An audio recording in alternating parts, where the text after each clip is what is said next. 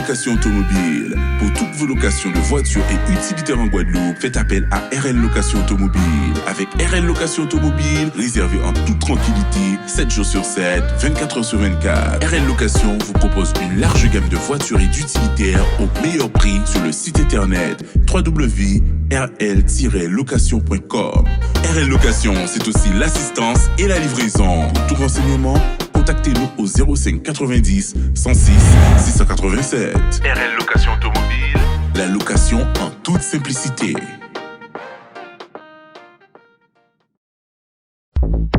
Guadeloupe, actualité. La situation épidémiologique est relativement stable. On enregistre 200 cas de plus que la semaine dernière. Le taux d'incidence, lui, passe de 568 à 624. Le taux de positivité de 15,7 à 16,2. On compte 4 hospitalisations de plus. On passe donc de 26 hospitalisations à 30. Et on compte effectivement une petite erreur sur le nombre de réanimations, puisque la semaine dernière, nous étions à 8 contre 6 cette semaine. C'est donc une baisse et non une hausse comme c'est indiqué. Et notez aussi qu'aucun décès n'est à signaler sur la période. Les comparutions suite aux événements sociaux contre l'obligation vaccinale se poursuivent. Ce matin, c'était au tour de Pascal Petitphard, sapeur-pompier, d'être convoqué devant le tribunal de grande instance de Pointe-à-Pitre. Il est accusé de refus d'obtempérer lors d'une opération escargot à Bémao. Le reportage de Michel Depape. Moi, venu ici dans ces policiers, gendarmes là convoqué moi, ils ont arrêté moi en décembre dans opération escargot qui était passée à Bémaro. Refus, ils dit moi refus d'obtempérer et en tas de manifestation là, non à l'obligation vaccinale. Donc, ils ont arrêté moi, ils ont dit moi comme quand refusé d'obtempérer, ils ont bon moi amende qui a contesté, qui n'a pas refusé d'obtempérer. En fait, tout ça qui était à faire selon moi, et je dois retrouver moi au tribunal pour en passer pour quelle raison vraiment. Donc, c'est là le problème là qu'a posé là. Donc, on a supposé que depuis tout ça qui passait, était il veut faire nous on a dit nous les pompiers fait nous comme servir un exemple, mais à ma connaissance en panier a rien à reprocher moi concernant ça. Aujourd'hui nous là en soutien camarade de Petitphard Pascal qui t'a arrêté à dans marché escargot de café depuis au début et je crois qu'ils ont été refusés d'obtempérer parce que tout simplement nous gens d'abord vont analyser et que nous tenons hors de parler si nous entrons dans cortège à pas créer accident et lui en banaliser en civil il faut ces barrages là et puis il décider que c'est Petitphard il empêcher d'entrer et pour ça il vous emmerder mais alors que ça vide lui-même le collègue reconnaît aussi que ça va être pour jusqu'à là mais bon malheureusement nous avons un état de répression et il faut faire plus là et il y aura ça pas fonctionner mais il faut essayer quand même à un moment il faut dire il faut pas démantabiliser il faut pas démoraliser et on peut arrêter en fait mais en fait nous nous compte aujourd'hui là que nous pas même valer des notions de liberté que c'est mon en fait alors que c'est eux qui étaient normalement dans la position à garantir les libertés et donc comme Domota comme Clavier comme les autres pompiers comme les jeunes qui se sont fait arrêter comme les grands frères, eh bien, on est face à une vague de répression de la part des autorités dont la seule réponse, c'est les armes, les tribunaux, les lacrymos et l'emprisonnement pour les jeunes. Voilà leur réponse. Donc nous, notre réponse, c'est continuer la mobilisation, continuer à soutenir tous ceux qui passent en procès, tous les manifestants, tous les militants qui sont inquiétés par la justice et on profite pour demander la libération des grands frères.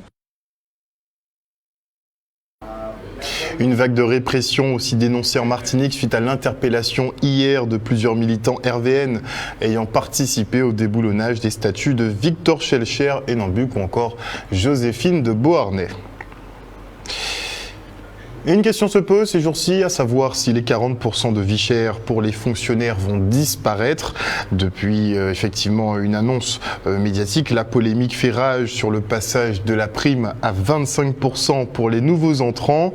Une erreur d'interprétation des textes selon les autorités qui assurent le maintien de ces 40% de rémunération supplémentaire. On fait le point avec Maître Quartero.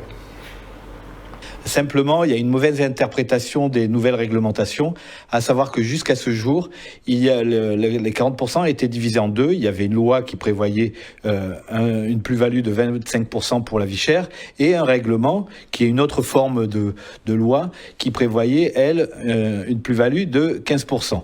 Fort de ces deux choses, effectivement, de ces deux décisions, on pouvait obtenir les 40%. Aujourd'hui, ce qui se passe, c'est que le législateur a été saisi pour réglementer et mettre sous forme de code, comme il y a un code du travail, comme il y a un code civil, eh bien, toutes les lois relatives à la fonction publique. Et donc, dans la partie, pour l'instant, la seule partie qui soit codifiée, qui vient de sortir au 1er mars, c'est la partie législative, c'est-à-dire celle qui ne concerne que les lois.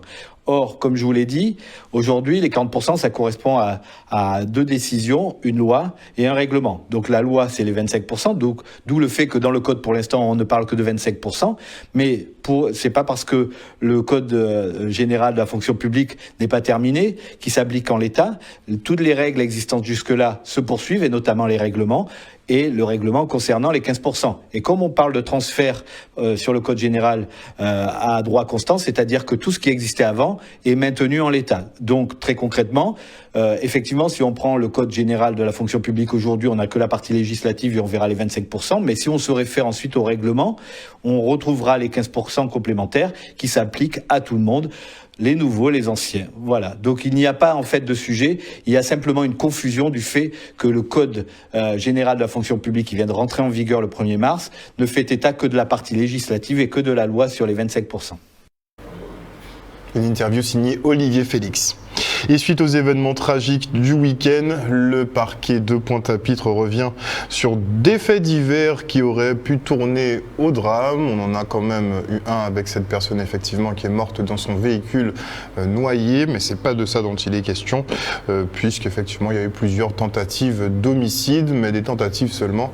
Aucun mort à déplorer pour l'instant. En tout cas, on l'écoute au micro d'Olivier Félix. Les inondations qui ont occupé la Guadeloupe jusqu'à samedi n'ont pas empêché que dès le samedi soir, en fait, il y ait effectivement sur le ressort de Pointe-à-Pitre une explosion de violence. Alors, avec des affaires qui sont distinctes les unes des autres, hein, ce sont des affaires qui se sont multipliées. Et c'est vrai qu'on voit que à cette occasion, eh bien, de très nombreux faits divers ont eu lieu, et à chaque fois avec des tentatives d'homicide. Hein, on parle vraiment de tentatives d'homicide, de personnes qui ont voulu donner la mort à d'autres personnes. Chaque fait divers de ce week-end est assez éloquent, parce qu'il fait effectivement, dans certains faits divers, on voit que ce sont des femmes qui n'hésitent pas à lever la main sur d'autres. En général à l'arme blanche. On a notamment un fait divers où, à l'occasion d'une bagarre, une jeune femme a été très sérieusement blessée à l'arme blanche. Et puis, à une autre occasion, c'est une jeune femme qui n'hésite pas au moyen d'un tournevis, donc à poignarder l'homme qui l'a logé.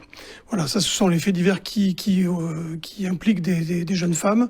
Et puis à côté de ça, on a des jeunes hommes aussi qui sont impliqués. Et là, effectivement, on a peut-être plus facilement le recours aux armes à feu, avec des jeunes qui ont été placés en garde à vue pour être les auteurs présumés de tirs sur des jeunes. Pour des raisons diverses, hein, c'est assez varié. Parfois des litiges qui remontent, apparemment qui touchent à un job antérieur qui s'est mal passé manifestement.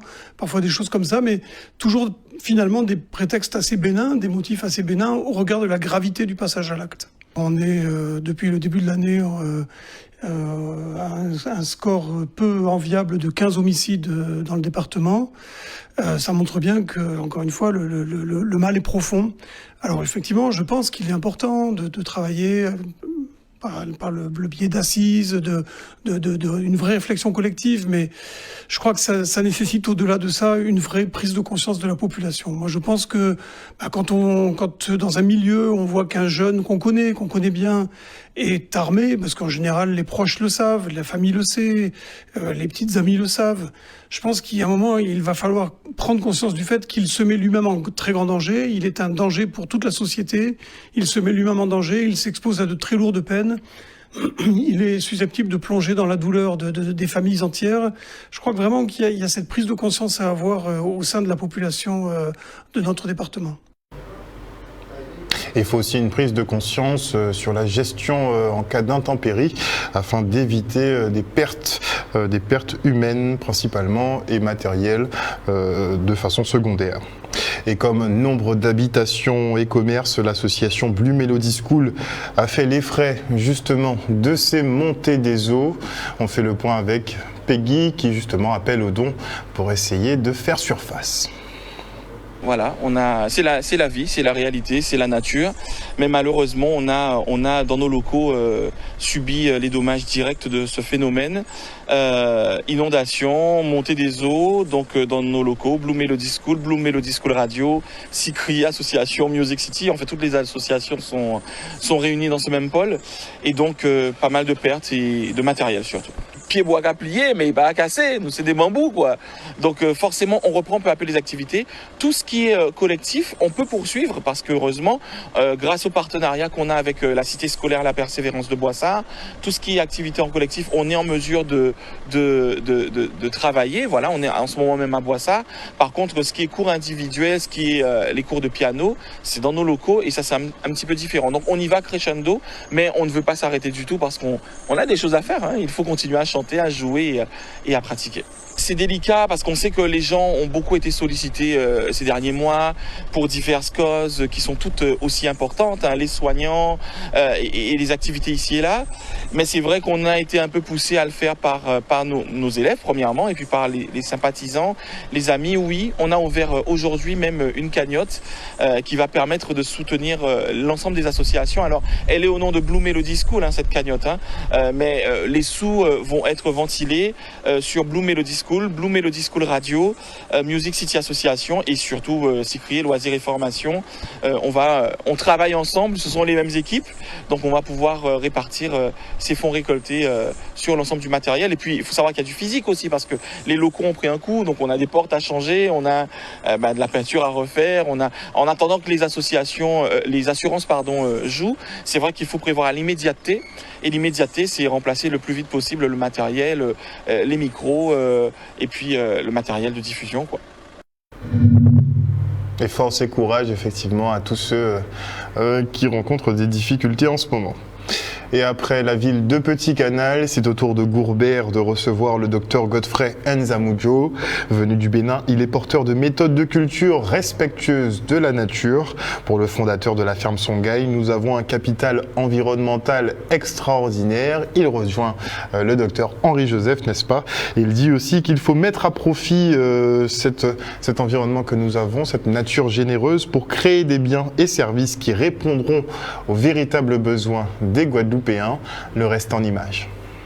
C'est une question cruciale parce que quand on regarde le contexte international avec la raréfaction de la ressource et sur le plan national, effectivement, nous sommes un territoire qui dépendons à près de 80% d'importation. Il était urgent pour nous, territoire de Gourbert, pour nous d'inscrire l'arrivée du professeur Nzamudjo dans un calendrier et dans le cadre de notre projet de territoire. Je savais qu'il y avait des visions communes, des préoccupations communes entre nous, ce que nous faisons en Afrique et la Guadeloupe. Mais en arrivant ici, que ça devient clair pour moi, que vous avez énormément de capital environnemental à tous les sens. Au niveau géologique, par exemple, on nous a à la hauteur. C'est comme pays méditerranéen. Nous avons bas au niveau de la mer, encore piment tropical. Donc ça seulement, je dis, c'est une force extraordinaire. C'est une des raisons qu'on dit que la Guadeloupe a des biodiversités extraordinaires. C'était super important de recevoir un homme qui a déjà voyagé dans le monde entier et qui a partagé, qui connaît des techniques de production différentes de ce qu'on met en place. Et du fait de voir ce que je fais va dans le sens de ce qu'il met en place, me réconforte dans ma démarche et me permettra de poursuivre et d'aller plus loin. Vous avez ce don de Dieu. La première chose maintenant, comment on va capitaliser sur ça? Comment on va créer une masse critique de Guadeloupéens, de garçons et de filles qui vont capter la force de ce capital environnemental? Comment on va le capitaliser, connaître son fonctionnement, ses valeurs et canaliser pour créer des biens et services qui correspondent à nos besoins et désirs, qui va mettre le Guadeloupe au volant des choses. C'est ça qui est tellement intéressant pour moi. Nous avons décidé de faire de la transition alimentaire un acte important et nous posons les fondements de cet acte à travers la création de jardins divers et variés, des jardins créoles, des jardins familiaux, des jardins pédagogiques. Et donc l'arrivée du professeur Njamonjo, d'abord consacré à Saint-Jean-Bosco, qui nous a permis de faire un ancrage très important le 1er mai 2022, où 2 décisions fondamentales ont été prises.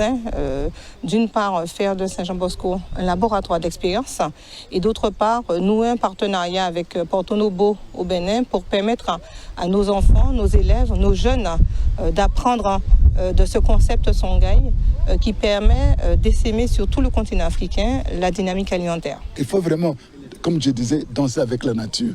Quand on danse avec la nature va sourire. Et il va nous faire du bien. Parce que la nature sait s'occuper des prédateurs que nous sommes devenus. La culture aujourd'hui, l'économie aujourd'hui, c'est une culture prédateur. Et il va payer le prix. Donc il faut qu'on décide quel niveau que nous sommes. Des prédateurs et les gens qui dansent avec la nature. Effectivement, il est temps de choisir son camp. Saint-Jean-Bosco qui d'ailleurs fait partie des associations qui entendent œuvrer dans l'éco-agriculture et qui était justement présente à la matinée d'insertion du lycée Berthène-Juminaire au Lamentin. Plusieurs autres secteurs et activités étaient présentés pour élargir un peu le spectre des possibilités de ces élèves. Regardez.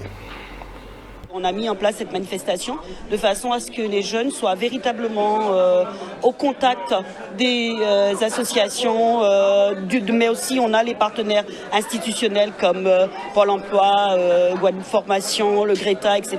Et les jeunes rencontrent directement et peuvent être en contact et se former finalement un carnet d'adresses pour les futurs entretiens et trouver une entreprise sur le terrain pour continuer leur formation. L'important, c'est pas forcément le chemin, mais l'arrivée. Et donc, l'idée de cette matinée, c'est de leur permettre de se rendre compte qu'il y a d'autres façons de réussir ou d'arriver à leur but. C'est sur cette place-là qu'on arrive à mobiliser les jeunes, à les intéresser, à venir à leur rencontre, parce qu'ils sont souvent très jeunes et ils n'ont pas justement cette facilité d'aller chercher les informations. Donc, ça reste vraiment à nous et à nos partenaires et les acteurs justement de l'insertion d'aller à leur rencontre et de leur apporter l'information qu'ils ne peuvent pas toujours aller chercher. On a beaucoup de jeunes qui veulent faire des formations mais qui ne sont pas intéressés, qui ne sont pas sensibilisés, qui ne sont pas au courant des formations, c'est-à-dire où elles vont se faire, quand elles vont se faire, quand elles débutent, quand elles se terminent. Donc nous sommes là pour passer justement sur tous les stands pour justement sensibiliser, leur montrer, leur permettre de construire un vrai parcours de formation. Même si on a des parents qui peuvent aider, mais il y a beaucoup d'enfants, d'élèves qui n'ont pas cette possibilité où les parents peuvent se déplacer ou peuvent être avec eux. Et c'est très intéressant. Ces jeunes, c'est la société de demain. Donc sécuriser leur parcours, les aider à sécuriser leur parcours, c'est aussi les aider à reprendre confiance en eux, les aider à mieux s'insérer dans la société. Et au vu effectivement des interrogations que nous avons eues aujourd'hui, il nous apparaît pertinent justement d'être présents au cours de ces manifestations, pour pouvoir justement redonner espoir aux jeunes, de manière à leur dire voilà, tu ne sais pas ce que tu veux faire ou tu es en manque de mobilisation. Nous sommes là au niveau de l'éducation nationale pour t'accompagner. Nous sommes là pour t'aiguiller vers le partenaire qui peut répondre à ta problématique.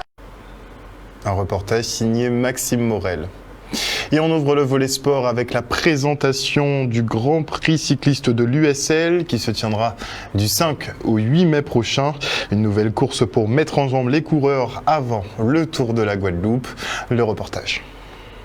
Je suis un homme heureux ce soir, après 3 mois d'être à la tête de l'USL, mettre une manifestation de cette envergure en place, c'est pas facile, mais je suis vraiment content ce soir. On n'est pas encore vraiment dans la compétition, mais je suis déjà satisfait. Là, c'est lancé, conférence de presse ce soir, là c'est lancé, je suis très satisfait. Tous les Guadeloupéens ont déjà compris le Tour de Guadeloupe qui nous attend. USL, pour ses 70 ans, a voulu marquer l'événement par une course à étapes, parce que nous avons des valeureux champions chez nous. Et effectivement, le parcours est dessiné pour pouvoir se préparer aux étapes du Tour de Guadeloupe. Il faut savoir qu'avant le Tour de la Guadeloupe, on a le conseil départemental. C'est vrai que d'autres diront que beaucoup de courses à étapes enchaînées, mais il faut savoir que l'entraînement prépare le coureur, mais la compétition elle-même met en jambe. Donc c'est un moyen aussi pour nous de mettre la majorité des coureurs guadeloupéens en jambe pour les grosses échéances qui vont arriver. Ça nous fait plaisir. Et nous sommes heureux de pouvoir accompagner l'USL. Donc la ville de Lamentin va financer le maillot principal, donc principal partenaire, ce qui est tout à fait normal quand c'est l'USL qui organise à Lamentin. Et nous demandons aux Lamentinois d'être présents sur les routes et à tous les supporters d'être présents sur les routes parce que la ville de Lamentin va être animée pendant ces 3 jours et nous disons vive le sport, vive l'USL et vive la Guadeloupe. Monsieur Lézy, c'est un homme que je connais depuis que j'étais tout petit, j'étais gamin à l'âge de 13 ans quand je suis venu à USL.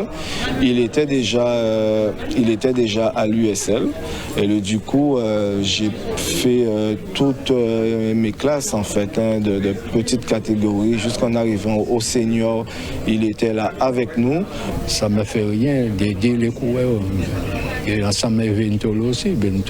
On était à 2 en train d'aider tout le monde pour qu'il n'y ait pas de gênement, pas de difficultés.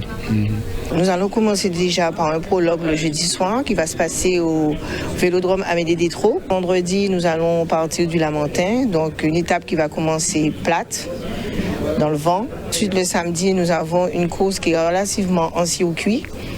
Et le dimanche, nous terminons par toujours encore sur les terres de la Mantinoise. Circuit à peu près roulante. Voilà. Donc pas trop critique par rapport au conseil départemental qui va arriver la semaine prochaine. Et on se quitte avec une bonne nouvelle pour les joggeurs et les sportifs, à savoir la réouverture du parcours de Jarry qui est de nouveau praticable. Regardez. Aujourd'hui, j'ai envie de dire, inaugurons, mais nous réouvrons le parcours sportif. Parce qu'avec la crise sanitaire qu'on a connue, les Guadeloupéens étaient demandeurs pour qu'on puisse revenir à cette tradition parce que, vous savez, ça a été difficile de ne pas pouvoir sortir de chez soi, de ne pas pouvoir faire du sport. Et aujourd'hui, nous sommes très heureux, au nom de la municipalité de Bémao, au nom du maire et toute la collectivité, de pouvoir accueillir tout ce beau monde chez nous à Jarry aujourd'hui. Cette année, pour cette réouverture, la nouveauté est que les vélos ne sont pas sur le circuit, donc on n'a plus de croisement piétons et cyclistes. Donc la route est interdite aux véhicules et la police nous accompagne sur la fermeture du circuit. Nous sommes quand même à Jarry, lieu très passant à 18-19 heures et donc ils nous accompagnent sur la fermeture des 2 ronds-points de rond-point Matouba et de la voie verte. On marchait déjà. Je marchais déjà avec des copines. Sauf que c'était un peu dangereux. Donc, c'est-à-dire que vous avez vu les passages piétons. Donc, on se met à courir à chaque fois, puisque les voitures arrivaient dangereusement. Mais là, sincèrement, ça va. Je kiffe là.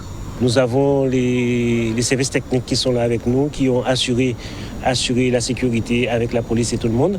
Donc, nous sommes très heureux, encore je le dis, de pouvoir aujourd'hui être là et accueillir les Guadeloupéens de manière générale, pas seulement les Bimarossiens, mais les Guadeloupéens qui viennent faire le sport chez nous.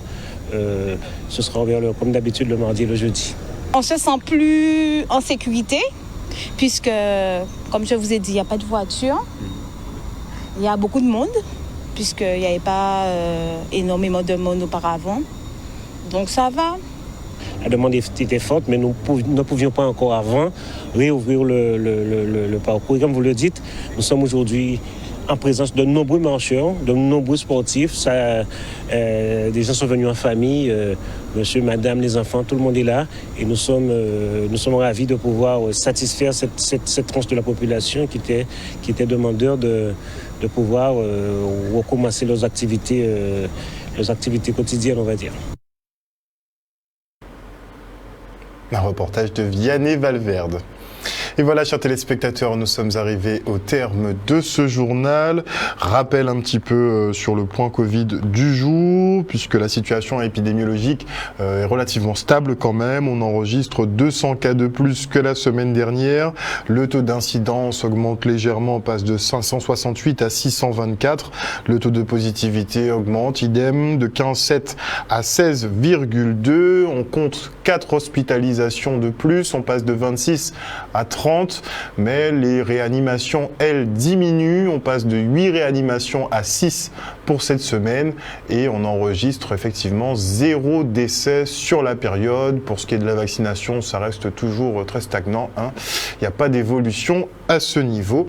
Et vous noterez effectivement que depuis quelque temps, nous n'avons plus de points Covid, vu que la situation s'est calmée et on n'a pas encore réellement entendu ou rencontré le nouveau directeur de l'Agence régionale de santé, Monsieur Légendard, qui est là depuis plus d'un mois, je crois. Outremernews.fr, le site de l'actualité Outre-mer, 24 heures sur 24 et 7 jours sur 7. Retrouvez la chaîne Outremer News sur YouTube.